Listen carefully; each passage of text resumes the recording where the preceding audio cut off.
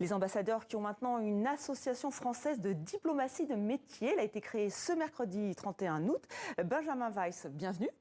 Merci. Vous en êtes le président. Alors cette association, elle a déjà des membres prestigieux. Vous m'en parliez il y a quelques minutes. Dominique de Villepin, Michel Barnier, Xavier Driancourt, qui est un ancien ambassadeur de France en Algérie, ou encore Gérard Haraud, ancien ambassadeur de France aux États-Unis, entre autres, qui n'a, lui, plus trop la langue de bois, si j'ose dire. Alors pourquoi cette association? Est-ce que c'est un nouveau lobby pour protester contre la réforme voulue par Emmanuel Macron? Un lobby, non. Nous avons créé cette association car nous nous sommes rendus compte que le métier de diplomate était trop méconnu. Trop mal compris. Ça survient alors que le président français a demandé cette réforme de la diplomatie. Donc ce n'est pas un hasard. Il y a effectivement cette réforme qui est un sujet de préoccupation et qui, de notre point de vue, est un danger pour la diplomatie de métier. Pourquoi? Parce que cette réforme est une attaque contre la diplomatie de métier et amènera au fait qu'il n'y aura plus véritablement de diplomates de métier. Donc pour vous, Emmanuel Macron attaque la diplomatie française telle qu'elle existe aujourd'hui? Non, c'est cette réforme qui est dangereuse pour la diplomatie de métier par ses conséquences. Et donc le but de cette association, c'est peut-être de réfléchir aux raisons qui ont amené à cette réforme qui pour nous est mauvaise pour la diplomatie professionnelle, afin de mieux expliquer notre métier, mieux le faire comprendre et faire arriver un ensemble d'acteurs à la conclusion logique qui est qu'il est important aujourd'hui d'avoir une diplomatie professionnelle alors que chacun le voit et chacun le comprend. Quand vous voulez dire le faire comprendre, les défis sont très grands. Vous voulez le faire comprendre à qui? Au président français, aux autorités françaises, au grand public? Qui ciblez-vous? À tout le monde, aux autorités françaises, au grand public, aux parlementaires, aux milieux universitaires, au milieu académique. Nous pensons que le métier de diplomate n'a pas été suffisamment expliqué.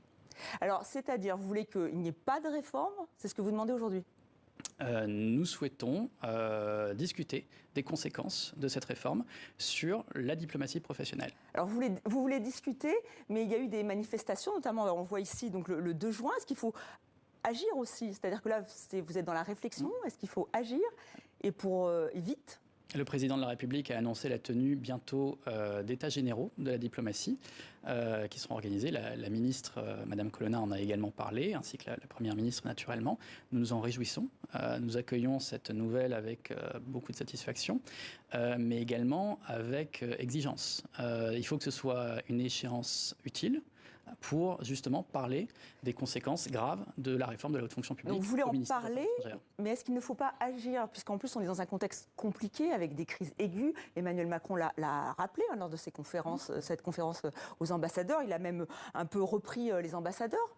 Qu'est-ce que vous comptez faire? Ce qu'on constate aussi, c'est que le président de la République, comme la première ministre et comme la ministre, ont rappelé également l'utilité de la diplomatie professionnelle et à quel point les diplomates avaient été utiles lors des graves crises que nous avons traversées. Les Français le savent, et notamment les Français qui habitent à l'étranger. Si on a pu rapatrier 180 000 Français dans les premières semaines après le Covid, en 2020, c'est grâce à des diplomates qui ont fait parfois l'impossible pour faire décoller des avions avec les Français dedans. Et ça, le président de la République l'a souligné. Et nous sommes convaincus que, lors de ces États généraux notamment, nous pourrons nous appuyer sur cette reconnaissance pour revenir sur cette réforme. Il y a une reconnaissance, mais juste pour être extrêmement clair, et je vais vous demander une réponse courte, quel est le pire danger qui vous attend avec cette réforme? Qu'on comprenne.